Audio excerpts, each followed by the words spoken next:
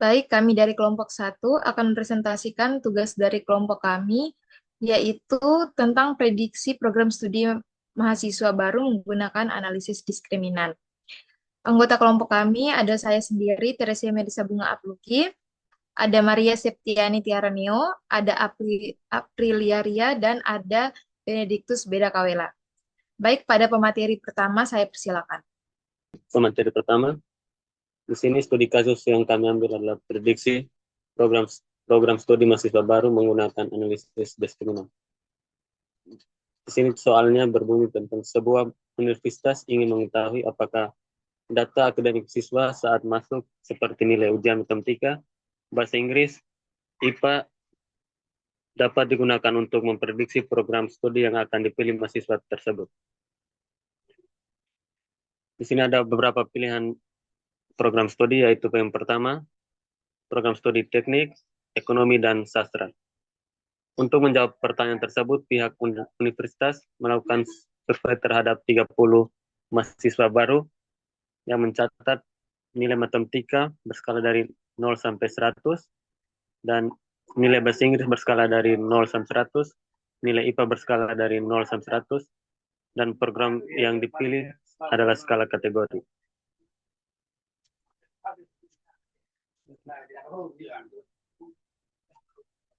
Di sini kenapa kami memilih menggunakan analisis diskriminan, di mana analisis diskriminan adalah metode statistik yang digunakan untuk memprediksi kategori atau kelompok dari suatu objek yang berdasarkan beberapa variabel independen yang bersifat numerik.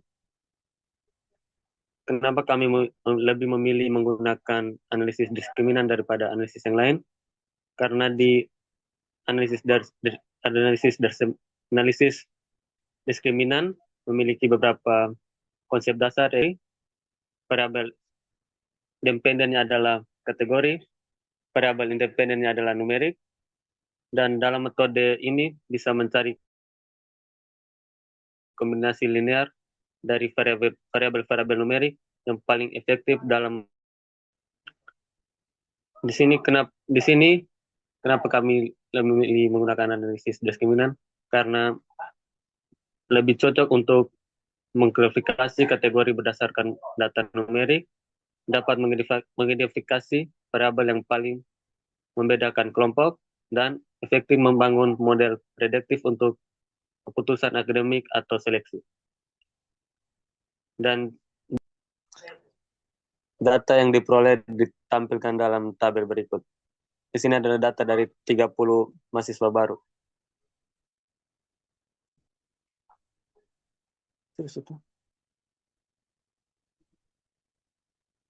Dan di sini untuk keperluan analisis diskriminan, kategori program studi diberikan kode sebagai berikut.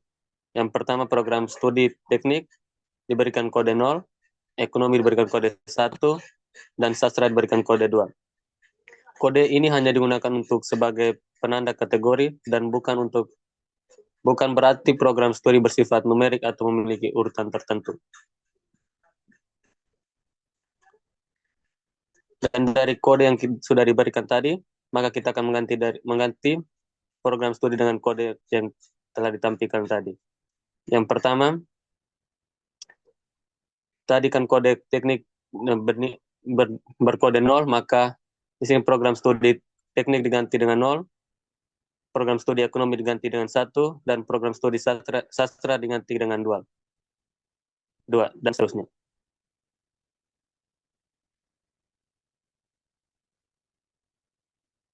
Di sini ada beberapa pertanyaan dari penelitian tersebut. Yang pertama, apakah nilai matematika, bahasa Inggris, dan IPA dapat digunakan untuk memprediksi program studi yang dipilih oleh mahasiswa baru? Yang kedua, jika ya, berikanlah model klasifikasi seperti apa yang dapat dibangun untuk membedakan antara program studi teknik, ekonomi, dan sastra. Baik, perkenalkan saya Maria Septiani Tiaraneo. Di sini saya akan menjelaskan untuk langkah yang selanjutnya, yaitu untuk proses running pada SPSS. Yang pertama adalah kita masuk ke dalam variable view, di mana teman-teman lihat di kolom name ini, di sini kita memasukkan variabel-variabel yang akan kita analisis. Yang pertama untuk nomor 1, 2, 3 adalah variabel independen, di mana variabel independen yaitu nilai matematika, nilai bahasa Inggris, nilai IPA, serta ada variabel dependen yaitu program studi yang di mana tadi sudah dijelaskan bahwa berskala kategori. Nah, setelah kita menginput nama variabel ini, kita menentukan tipenya. Tipenya itu numerik. Kemudian yang selanjutnya, kita dapat melakukan klik pada bagian noun di bagian kolom values, di mana di baris program studi, seperti yang sudah kita jelaskan sebelumnya, bahwa program studi itu memiliki skala data kategori. Oke, nanti akan dijelaskan pada slide selanjutnya. Selanjutnya, kita lihat pada kolom measure. Di sini untuk variabel independen, di mana pada analisis diskriminan mengatakan bahwa variabel independen harus berskala data rasio atau interval. Maka di kolom measure di sini kita membuatnya menjadi scale. Kemudian untuk program studi kita buat menjadi nominal. Oke, lanjut. Nah, baik. Setelah kita melakukan klik noun di slide sebelumnya, akan muncul tampilan seperti ini. Nah, di bagian value ini, kita memberikan input nilai atau kode 0, di mana kode 0 itu teknik. Nah, teknik kita masukkan di bagian label, kemudian setelah itu selanjutnya kita masukkan kode 1, lalu masukkan di label ekonomi. Dan begitu juga selanjutnya kita masukkan nilai value sama dengan 2 dan label sama dengan sastra. Selanjutnya kita klik OK. Nah, selanjutnya karena tadi kita sudah melakukan input variabel di bagian variable view, kita masuk di bagian data view. Teman-teman bisa melihat di pojok kiri bagian bawah di bagian data view. Nah, di bagian data view nanti dengan sendirinya muncul kolom-kolom variabel yang sudah kita masukkan di variable view tadi, yaitu ada matematika, bahasa Inggris, IPA, dan program studi. Nilai matematikanya tadi adalah skala data interval atau rasio, di mana nilainya seperti ini untuk skala 0 sampai 100, itu juga untuk bahasa Inggris dan juga IPA. Selanjutnya, program studi diberi kode angka 0, 1, 2, yaitu karena tadi di variable view kita sudah memasukkan value dan labelnya, yaitu 0 untuk teknik, 1 untuk ekonomi, dan 2 untuk sastra. Selanjutnya, setelah data sudah muncul semua di bagian data view, kita klik analyze. Nah, setelah nanti kita klik analyze, akan muncul tampilan seperti ini. Kita cari tulisan classify. Di sini setelah muncul, kita klik bagian diskriminan. Oke. Nah, setelah kita klik classify dan klik diskriminan, akan muncul tampilan seperti ini.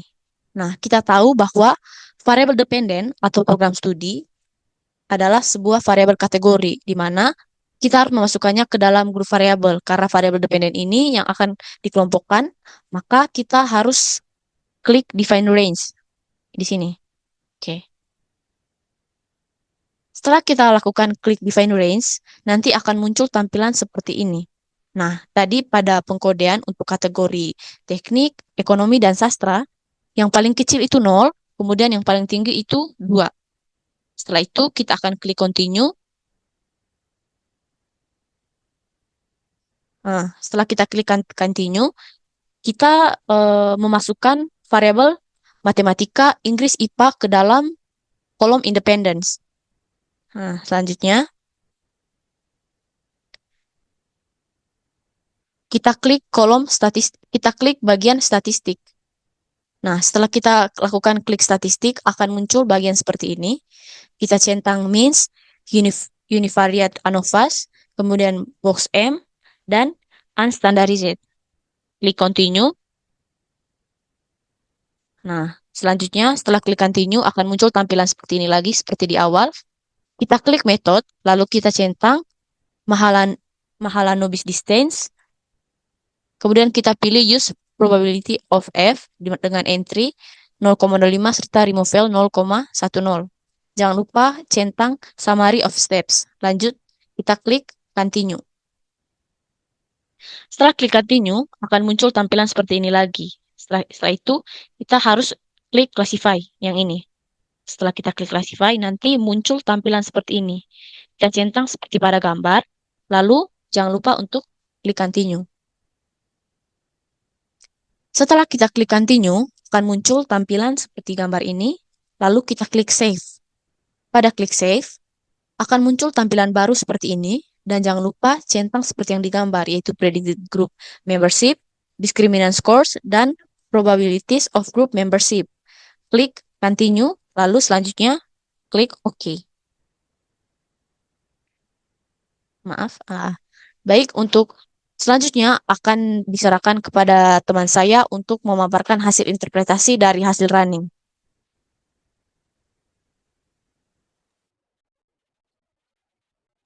Baik, setelah hasil dari running dari SPSS, kita mendapatkan output seperti yang tertera pada slide. Nah, output yang pertama ada grup statistik. Nah, pada grup statistik ini kita bisa melihat rata-rata dari setiap nilai, yaitu nilai matematika, bahasa Inggris, dan nilai IPA untuk 3 kelompok program studi, yaitu teknik, ekonomi, dan sastra. Nah, di sini dapat kita lihat bahwa nilai IPA pada program studi sastra lebih kecil, yaitu 54,30, lebih kecil dari mata kuliah IPA pada nilai IPA pada program studi ekonomi dan teknik, yaitu 61,00 dan 85,40. Nah, di sini dapat kita lihat bahwa nilai IPA mempunyai rata-rata yang cukup jauh untuk setiap program studi, yaitu sastra, ekonomi, dan teknik. Di sini dugaan sementara kita, nilai IPA mungkin bisa memprediksi program studi yang dipilih oleh mahasiswa baru, yaitu teknik, ekonomi, dan sastra. Baik, slide selanjutnya.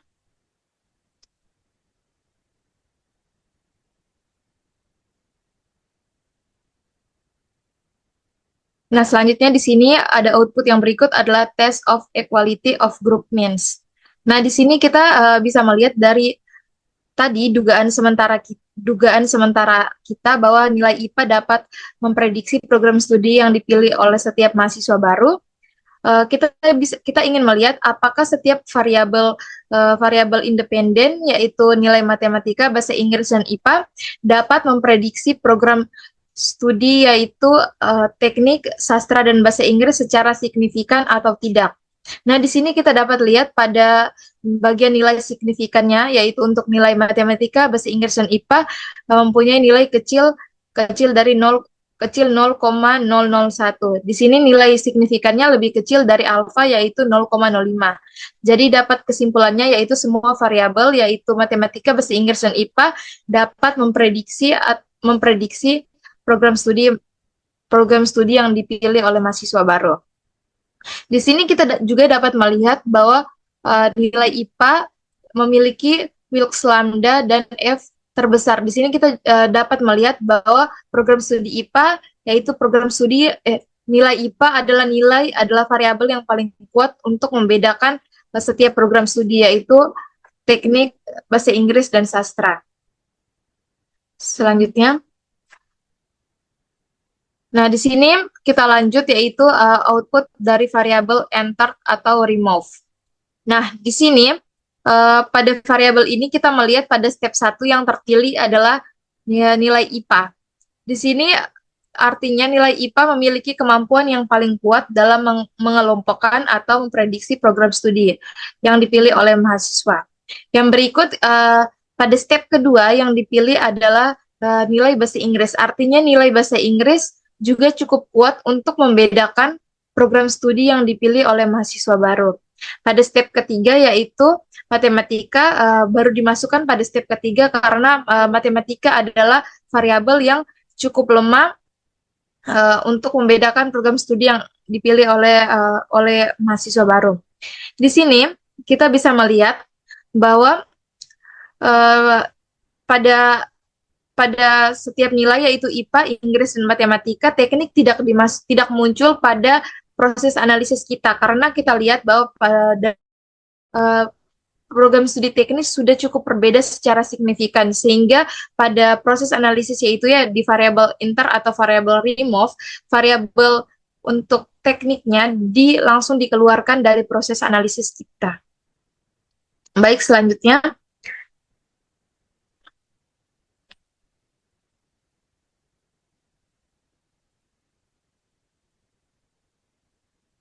Baik, di sini kita masuk ke hasil running yang berikut adalah variable in the analysis. Di sini kita mau melihat bahwa variabel apa saja yang masuk atau berkontribusi untuk membedakan setiap program studi. Nah, di sini pada step pertama dipilih adalah variabel IPA. Artinya variabel IPA memiliki kemampuan paling kuat untuk mengelompokkan atau memprediksi program studi yang dipilih oleh mahasiswa baru. Nah, di sini step kedua yang dipilih adalah bahasa Inggris. Artinya minta maaf yang kedua adalah bahasa Inggris. Setelah IPA tadi pada step kedua adalah bahasa Inggris dimasukkan pada step kedua. Nah, seperti penjelasan pada sebelumnya, yaitu bahasa Inggris juga cukup kuat untuk membedakan program studi yaitu ekonomi dan sastra. Pada step ketiga, variabel nilai matematika baru dimasukkan karena kita lihat pada nilai signifikansinya, yaitu nilai matematika signifikansi dan nilai matematika adalah 0,037, yaitu paling lemah untuk memprediksi atau mengelompokkan program studi ekonomi dan sastra. Kita lihat juga pada program studi yang terpilih yaitu hanya ekonomi dan sastra, karena seperti yang sudah dijelaskan bahwa program studi teknik sudah dikeluarkan dari proses analisis karena tidak cukup kuat untuk diprediksi oleh variabel IPA, bahasa Inggris, dan matematika. Baik, selanjutnya.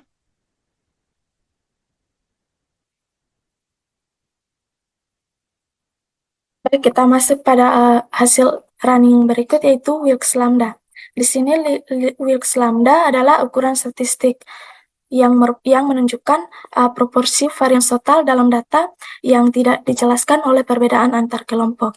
Nah, nilainya berada dalam rentang 0 hingga 1. Jika nilainya mendekati 0, maka nilai Wilks lambdanya semakin kecil. Artinya modelnya sangat baik dalam membedakan kelompok atau diskriminasinya tinggi. Kemudian jika nilainya mendekati 1, modelnya buruk dalam membedakan kelompok atau diskriminasinya rendah. Di sini kita lihat dengan melihat Wilks lambda, dari tiap variabel kita bisa tahu bahwa seberapa besar kontribusi variabel tersebut dalam membedakan kelompok. Kemudian setiap penambahan variabel menurunkan Wilks lambda, artinya modelnya jadi lebih baik dalam membedakan kelompok. Kemudian untuk nilai signifikannya, jika tetap kurang dari 0,001, artinya modelnya sangat signifikan secara statistik. Dari tabel kita bisa lihat bahwa model secara keseluruhan signifikan. Kemudian kita masuk pada hasil running yang berikut, yaitu function add group centroids. Di sini kita lihat bahwa fungsi yang pertama itu yaitu pemisah utama dengan memisahkan teknik dari yang lain. Nah, di sini misalkan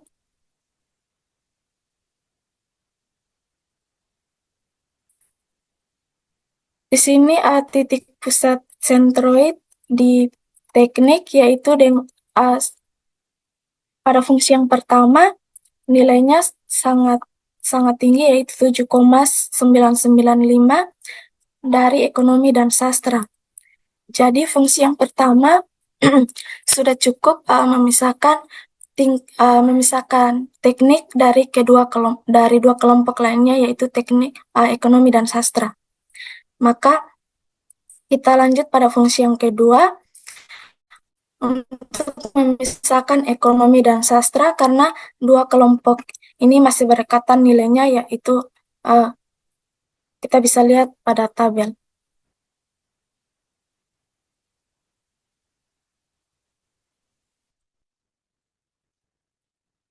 Nah, kita masuk pada hasil running berikut, yaitu tabel canonical diskriminan, yaitu di sini kita bisa lihat di fungsi yang pertama, yaitu di sini Z1 sama dengan min 11,502 ditambah 0,390 dikali IPA, kemudian kurang 0,159 dikali bahasa Inggris, dikurang 0,025 dikali matematika.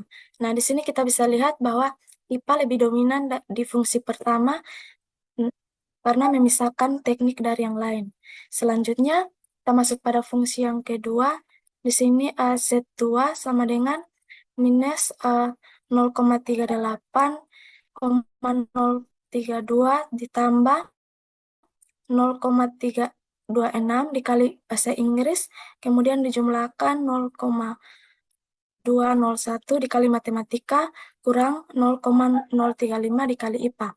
Nah, di sini kita bisa lihat bahasa Inggris dan matematika lebih dominan di fungsi kedua, karena memisahkan ekonomi dan sastra.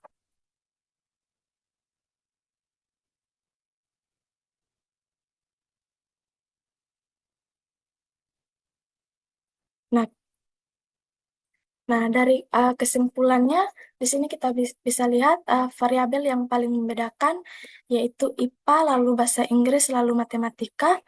Nah, kemudian dari fungsi diskriminan yang pertama yaitu memisahkan teknik dari kelompok lain. Kemudian fungsi diskriminan dua yaitu memisahkan ekonomi dari sastra. Di sini teknik tidak muncul dalam perbandingan karena sudah sangat berbeda sejak awal, tidak perlu dianalisis lebih lanjut oleh SPSS. Kemudian signifikansi model sangat signifikan, artinya model dapat dipercaya untuk prediksi program studi yang dapat dipilih oleh mahasiswa baru berdasarkan nilai IPA, bahasa Inggris, dan matematika. Sekian dan terima kasih. Baik, sekian presentasi dari kelompok kami. Kurang dan lebihnya kami mohon maaf. Sekian dan terima kasih.